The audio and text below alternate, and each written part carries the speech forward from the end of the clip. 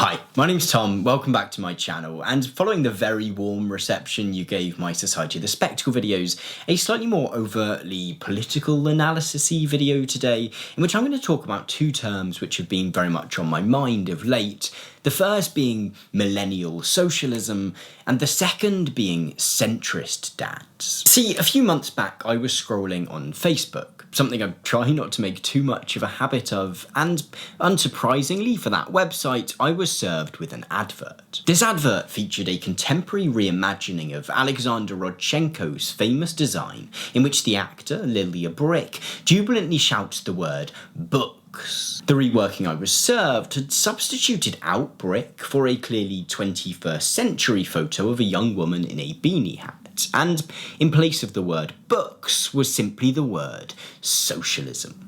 I was intrigued, and clicking the advert was taken to the website of the classically liberal UK magazine The Economist, and to an article which led with the headlines, "Millennial Socialism. A new kind of left-wing doctrine is emerging. It is not the answer to capitalism's problems."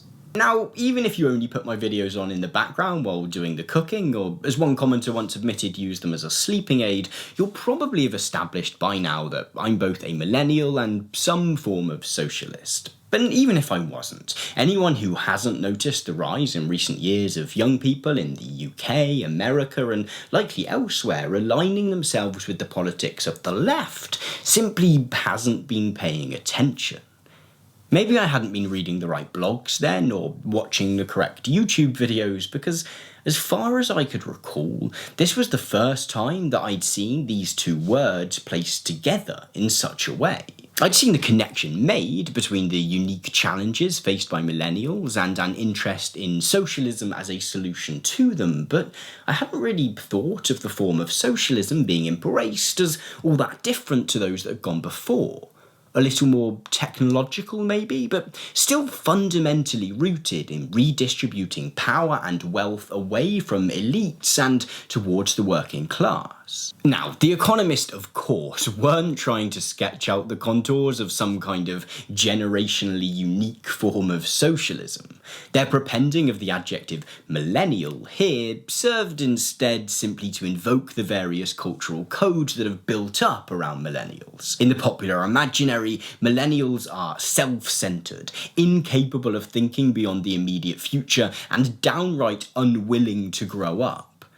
The rhetorical gambit with framing contemporary socialism as uniquely millennial, then, is to suggest that it too is naive, misinformed, childish even. Generally speaking, I try to be cautious of this kind of generational analysis when it comes to politics and political movements anyway.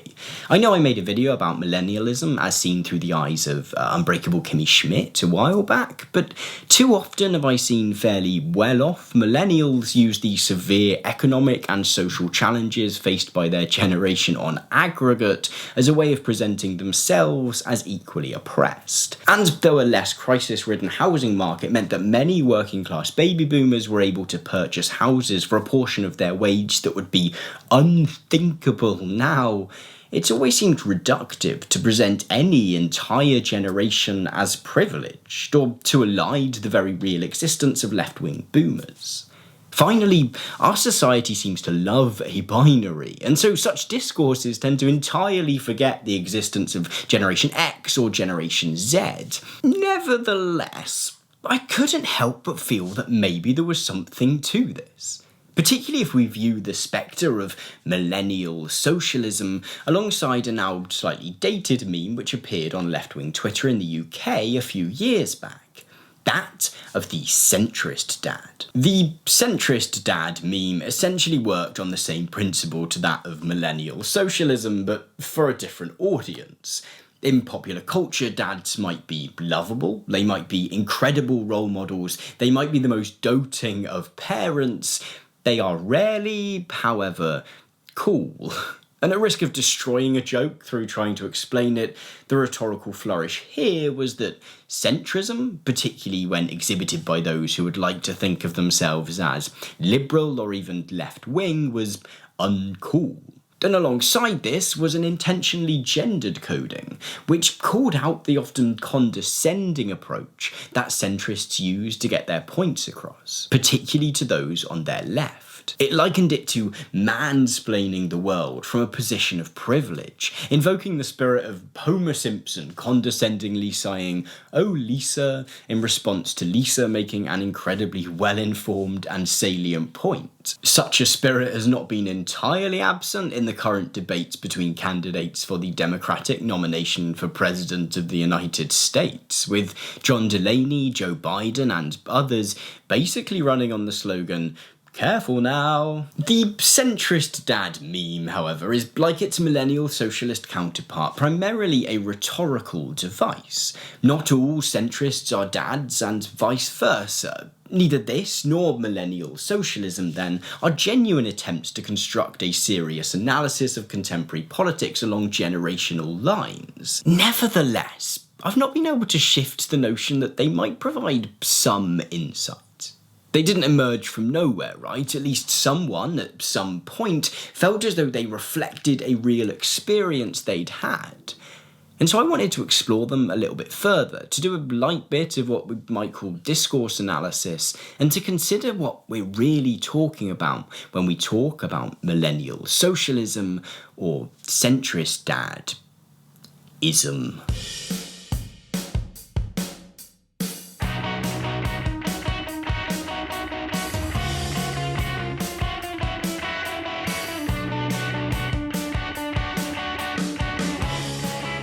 So, as I discussed in my video on millennials as seen through the eyes of Tina Fey and Robert Carlock's unbreakable Kimmy Schmidt, the term millennial was first coined by William Strauss and Neil Howe in their 1991 book Generations: The History of America's Future. Unlike the rhetorical devices discussed a moment ago, Strauss and Howe's work does attempt to construct a serious socio-historical method based on generational groupings. It posits that history progresses in cycles of roughly 20 years, in which one generation, with an entirely different view of how the world should be than the previous one, struggles to upturn the status quo, while the older generation seeks to maintain it. Eventually, the members of the younger generation come to dominate society, and such an upturning occurs. This newly dominant generation may now have the opportunity to reshape the world in its own image, yet it won't be long before its own children begin to question the assumptions upon which such a reshaping relies. Strauss and Howe's interpretation of history has been heavily critiqued by academic historians. James Bauman in the Times Literary Supplement described it as akin to astrology in its overly deterministic view of history, which assumes that everything that has happened was always going to happen, and thus ignorance to the often accidental and avoidable unfolding of events. At a historical juncture like the present, however, such a retelling of history can be somewhat endearing. We are clearly going through a period of great political upheaval. The Overton window, that is the gamut of ideas which are currently being discussed in mainstream political discourse and in mainstream platforms, is much wider than it has been in a long time. There's the very real chance that the Democratic nominee for President of the United States will support some kind of universal health care. In the UK, to support the nationalisation of key industries is no longer entirely beyond the pale.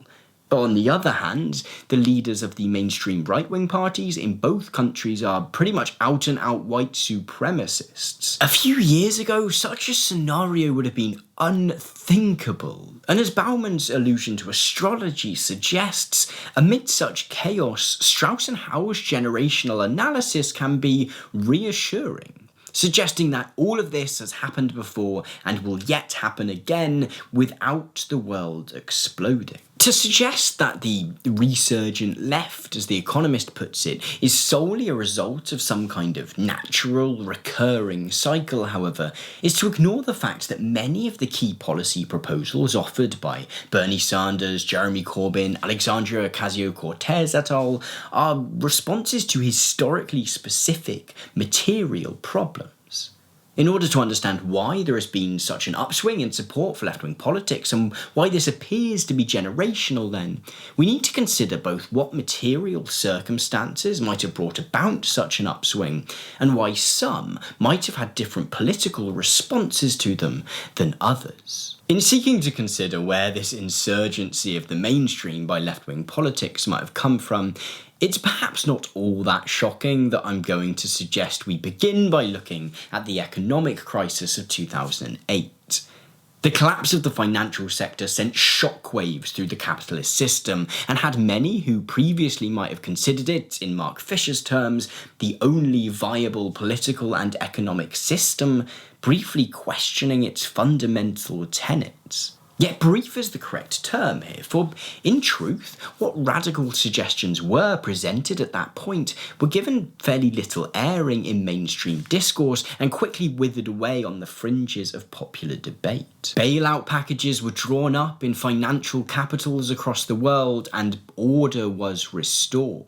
Nevertheless, in a recent article for the Financial Times, David McWilliams wondered whether it was worth considering whether the efforts of the US Federal Reserve to avoid 1930s-style debt deflation ended up spawning a new generation of socialists. It is beyond my expertise or the time constraints of this video to go too deeply into the specifics, but McWilliams argues that the various bailout packages implemented across the world in 2008 largely sought to avert the total collapse of the mortgage industry. The positive side effect of this being that it kept a lot of people from losing their homes who otherwise might have. The subsequent introduction of quantitative easing, in which, to simplify in the extreme, extra money is injected into the economy in order to encourage spending, however, actually increased the value of property.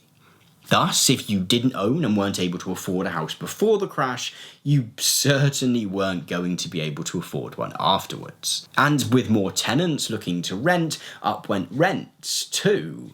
McWilliams' argument is therefore that the present rise in mainstream support for left-wing politics is the chickens of those bailout packages coming home to roost. One might be able to see how such a scenario could lead to a generational divide. It's not all about housing, but to stick with that as an example, it clearly leads to a situation in which someone who might have been able to buy a home prior to 2008 might not be able to now. Nevertheless, I'm not an economist, and this is already well beyond my expertise, so I think it would be naive or arrogant of me to suggest that I could provide a solely material rationale for our proposed millennial socialist centrist dad schism. Instead, I think it might be more useful to view this divide through an affective lens, to think about how the financial crisis and its aftermath might have changed the way that many people think about capitalism, and why others might be less keen to do so. So I mentioned earlier that there is a tendency in discussing friction between millennials and baby boomers to almost entirely forget the intermediary generation, so-called Generation X. And this is notable here, for it seems to me that many of the most prominent centrist commentators and politicians are not baby boomers, but instead Gen Xers.